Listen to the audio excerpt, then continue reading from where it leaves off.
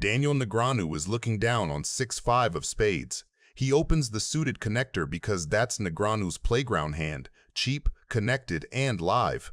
Williams flatting the suited wheel ace is already a headache for anyone who c-bets too often. In position, deep, and with the ace of spades, he's got you in a leash if the board gets wet. Flop comes disaster for most ranges, but both players hit the spade. Negreanu has the baby flush and does the thing he always does in these textures. Small c-bet to fold out air, tax the lone spade hands, and keep the initiative. From his chair, that bet looks profitable against a ton of single spade peels and random overcards that hate life. Williams just calls with the nut spade like he's ordering room service. Why raise when the guy with the microphone wants to keep talking? Let him. Turn is a brick that freezes almost nobody. Negreanu barrels bigger. That sizing is classic. I can still be the boss. Telling the table he can easily have the ace or king of spades, and that worse flushes should pay to see the river. Williams still doesn't accelerate. Flat again. That second call is a quiet message. Nothing you're repping scares me, and I'm not done letting you put money in for me. To Negreanu's eyes, that's a card that changes nothing. He is either the sole flush or Williams has him beat. For that reason, he slows down and bets only 6,000. Williams is not happy with and raises to 36,000, trying to juice his nut flush to the max. Much more? 30,000 more. Daniel calls and sees the terrible news. Welcome to my world. I had a flush too. We could have got it all in on the flop. Jesus. Negreanu opens to $1,200 from late position. That raise comes from his standard late position opening range. Suited connectors down to 5-4 suited, suited aces, broadways, and pocket pairs. Both Phil Galfond and the couch cannon, given flat. The calls cap both ranges. They keep some slow plays, but most of their holdings cluster around pocket pairs, suited broadways, suited aces, and offsuit broadways like ace-10 or queen-9. Negreanu carries the initiative and the positional edge. This paired, semi-wet texture slightly favors the pre-flop raiser. Negreanu has all the overpairs and more hands that can fire small for range, while the callers have more trips with 3x suited but fewer combinations overall. Ooh, splash the pot. Come on, Bill, punish these two. Yeah. Punish them, Bill. If anyone needs punishment to this table, these guys are out of line. The front door becomes backdoor and the wheel draws remain. When both opponents check again, the story is capped and showdown bound. Negreanu steps up to $7,200. That size is excellent in multi-way pots. It prints folds from hands, like ace-high without a spade, puts pressure on mid-pairs without a spade, and protects his own overcards. Galfond releases consistent with a pocket pair that dislikes the pressure or a weak spade draw, while given springs are raised to $24,700. 17.5 more. 17.5. That jump polarizes him to trips and strong draws. Negreanu's call, rather than a re-raise, keeps his range strong and bluff catchy at the same time he denied, given the chance to realize cheap equity while avoiding inflating the pot against a range that still contains trips. After check-raising turn and betting this river, his value should be flushes, boats, and the very occasional straight. Bluffs are the natural missed or weakly improved hands that turned equity and bricked. Queen-9 with the 9 of spades is the poster child. From Negreanu's seat, this runout is where blockers matter more than absolute hand strength. His continuing range on the turn was deliberately constructed to hold a lot of the ace of spades and king of spades combinations. If you bet too much, I'm not going to call, so don't go crazy. Just warning you. Or, helping you, I don't know. We'll go 28. 28? 28. Yeah. There's the final barrel. Oh, this is an interesting hand. Spade didn't scare you, huh? Or maybe it helped you. I can beat that. I can beat a lot, but wait a minute, you called a raise. I have ace-3. You have a really good hand, you'll win. Really? Yeah. For sure? Well, It's got to be a really good hand, but Yeah, if you yours is have, really good, if right? you have it, you'll win. Yeah, all right. I mean, I'm probably going to give you your money anyway, because I can't fold this. 28, right? Yep. Merry Christmas. Daniel calls. Sickening. It's actually a stone cold bluff. Oh, wow. I got the 3. The loose cannon is looking down on 10-8 suited.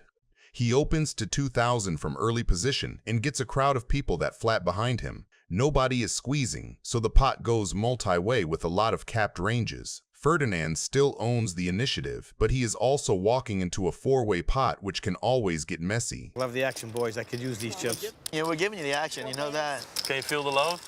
I love it. You'll get the opportunity, that's for sure. Well, if I fold, I'm definitely rooting for you to win. Flop comes a minefield. Veldhouse has queen 9 suited and quietly connects with top pair. Ferdinand's 10-8 is the hand of the moment here. A flop straight with front door flush and straight flush draws. Mosseri has 2 big overcards and air. Jetton has 10-3 and is done unless something weird happens. Checks roll around to Veldhouse, and that tells him exactly what he needs to know. Nobody screaming straight or a set, and Ferdinand did not stab as the pre-flop raiser. Veldhouse takes the lead for 5,700. I'm all in. And he's going all in again. Abe folds. I wonder who we rooting for this hand. Probably rooting for me to fold. Ferdinand does not mess around. He rips it. With a flop straight and front door flush, his shove is the classic pressure play. You got some sick reads, Lex.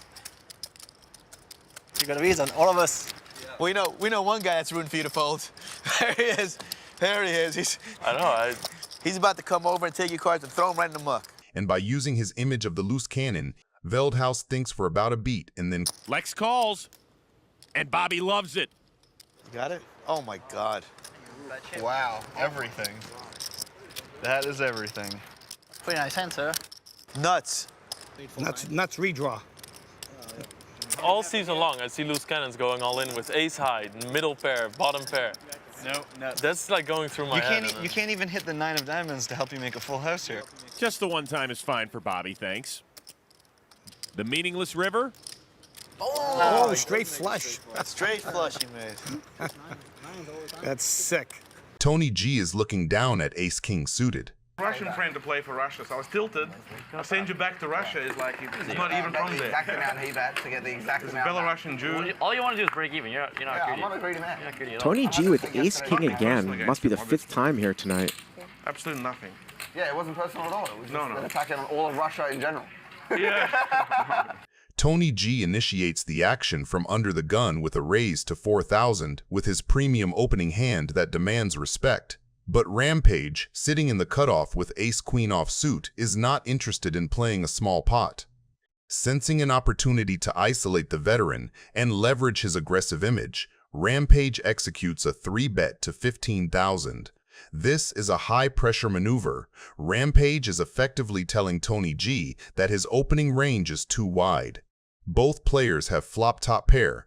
Rampage fires a small continuation bet of 8,000, a standard sizing designed to extract value from draws or smaller pairs. This is where Tony G decided to spring the trap early.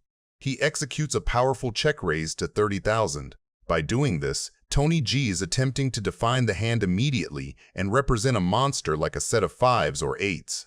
The turn brings the 2, a card that significantly increases the psychological tension. Tony G, having seized the initiative on the flop, stays relentless and fires a second barrel of 50,000.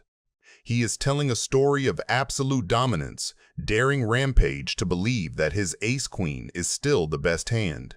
The river is the 8, pairing the board. This card is deceptive, but mostly it just reinforces the strength of an ace. Ace queen? It's a good hand. Bro, what are you doing for Rampage? I just love to play against the pros. His reputation as being a good poker player. It's a very fragile rep. I qualified. He's losing to Lithuanian Ace queen and he put me on a flush draw. I mean, right? He put me on a flush draw, it's normal. Sometimes, you know what they say, Rampage? You know what they say, no longer fun when the bunny's got the gun, right? We're playing with bunnies. But enjoy, I might dish it off soon. Phil Hellmuth is looking down at King 10 offsuit. So the fans at home, no one even has a chance of understanding it. There are some fans at home that are like, oh wait, I see Phil's playing just based on reads. Call. But then they don't understand the subtlety of the trapping game. Raise. 1,000 then. The trapping game's a long-term game. We head to the flop 3-way, with Phil out of position and holding a marginal hand against a pre-flop raiser who likely has him crushed. This is a chaotic texture. JR has flopped middle set with his queens, a monster hand, but on a monotone board, he is terrified of the flush. Phil is chasing, but he also knows that his 10 of clubs is a powerful blocker. If the 4th club hits, he can represent the nuts even if he doesn't have it. Turn. I will not be offended. Yes, you will. Here, Hellmuth makes a move that baffles modern pros. He leads out, a donk bet, for 6,000. This is Phil trying to seize control of the pot cheaply, perhaps sensing that JR is scared of the ace or the flush. JR, however, is not buying it. Holding a set, he raises to 19,000. He wants to charge Phil for drawing. Keating folds, but Phil makes a stubborn call. The fuck do you have? Aces and queens? What is Hellmuth doing here? Call 13,000. Is he going to represent a club? Well, the river's a 5. He's got king high. Keating and I are going to chug a beer. What's going on here? Old world style. If you guys have a porno, I'll have one with you. A what? 22,000. He calls with king high. Mr. Reed. What a read. Wow. Well, I think that was someone's table, Chimon. Flabbergasting. That was their Corona. Okay. Fuck, I got fucked up because of the app game. This JR bluffs all his money off on the app game. Just a big ace is good enough to lead out just so he could bluff me. I let out just so he would raise. He fell for it, but he had a set. Later I'm going to lead out with the nuts he's going to raise. I have to. You won all that money? I called you with ace 10. Yeah. I won all that money because of the app game. Guys, but now it's my turn. Freebird, just have a Corona. I forgot how tight you're playing today. Daniel Negreanu is holding ace-10 suited. Pre-flop is all ego and leverage. Tony G opens small Houston flats, and Negreanu snaps on the squeeze to 7K. Well, if at first you don't succeed, You must. you make it 7,000. Perfect against 2 wide ranges. Tony G knows Houston's call is weak money and fires back to 24K with pocket 8s, classic isolation, and dare 4-bet. Negreanu takes the button, keeps Tony's bluffs in, and controls the pot. That flat says, I'll outplay you post-flop, keep the range wide. Flop comes rainbow, Negreanu's dream in a 4-bet pot, top pair, ace kicker, clean texture. I'm all in. Tony shoves. Who cares? I guess you got, what, you have kings now? I'm committed again. No, I know you are. Okay, you can show me one if you want. Even if you gave me $1 million, I wouldn't show you. $1 million? Oh boy, Tony G. I guess I should. You're a nice guy. You do good things with your money, right? I do. You do? All right, I'll give you some more, I guess. All right. Daniel calls. You have kings or something? No, one time. No.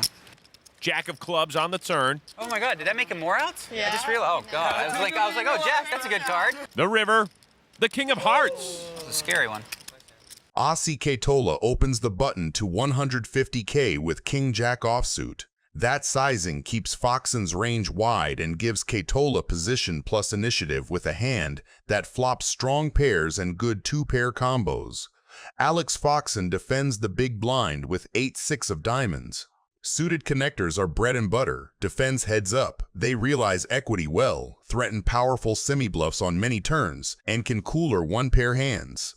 On the flop, Foxen checks his second pair with backdoor flush possibilities and tons of turn cards to attack. Katola checks back top 2. That's deliberate pot control and deception on a very dynamic texture. The front door diamonds arrive and the ace smashes ranges. Foxen made the flush. And Katola has completely under-repped his hand. We saw this before though, Randy. Aussie checked back Jack 10, allowed Foxen to improve to a backdoor flush, and was able to find a river fold. Foxen turns a flush and leads 250K.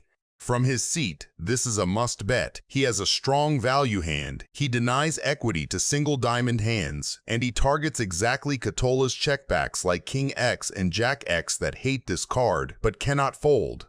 Katola just calls with kings and jacks. Raising would polarize himself and fold out worse while isolating only stronger flushes. Calling keeps Foxen's bluffs alive, controls the pot on a scary card, and leverages his redraw to a full house on paired rivers. The board pairs and Katola improves to a full house, kings full of jacks. Foxen sees a river that shouldn't change much against most of Katola's perceived turn call range, and value bets 5,500k with his flush, targeting one pair hands and ace-x with a diamond. Katola now has the perfect shove. Jamming for roughly 6.1 million applies maximum pressure to every non-boat hand, credibly represents exactly what he has, and captures value from any flush that decides it is too high up to fold heads up. If Foxen calls here, it's just over. He'll be down $6 million, and I don't see how he can fold. If we can imagine for a second that playing in such stakes is possible for us mere mortals, what would you do in Foxen's position? Let me know in the comments.